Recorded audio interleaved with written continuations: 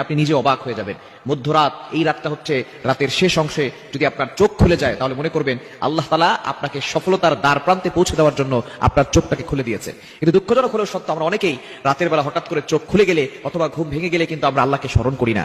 এই সময়টা হচ্ছে সবচেয়ে গুরুত্বপূর্ণ সময়। বুখারী শরীফের বর্ণনা, নবীজি সাল্লাল্লাহু আলাইহি ওয়াসাল্লাম জানিয়ে দিয়েছেন, নবীজি সাল্লাল্লাহু আলাইহি ওয়াসাল্লাম বলেন, রাতের শেষ অংশে, মধ্যরাতের পরেই রাতের শেষ অংশে যখন রাত একেবারে গভীর হয়ে যায়, এই সময়টা আল্লাহ তাআলা প্রথম আসমানে চলে আসেন এবং আল্লাহ তাআলা বান্দাদেরকে ডাকতে থাকেন, কার কি লাগবে আমি আল্লাহর কাছে চাও। রাতের শেষ অংশে এই সময়গুলোতে, এই সময় যদি আপনার চোখ খুলে যায়, আপনি এই আমলগুলো করতে দেরি করবেন না। আপনার উযু করার দরকার নাই, ওই অবস্থায় আপনি আমলটি করবেন। আল্লাহ তাআলা দুইটি নাম পড়বেন 11 বার করে। কয়বার?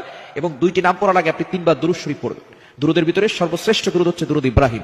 এই দুরুদটি বেশি বেশি পড়ার চেষ্টা করবেন। আল্লাহুম্মা সাল্লি আলা মুহাম্মাদ ওয়া আলা আলি মুহাম্মাদ কামা সাল্লাইতা আলা ইব্রাহিম ওয়া আলা আলি ইব্রাহিম ইন্নাকা হামিদুম মাজিদ। আল্লাহুম্মা বারিক আলা মুহাম্মাদ ওয়া আলা আলি মুহাম্মাদ কামা বারাকতা আলা ইব্রাহিম ওয়া আলা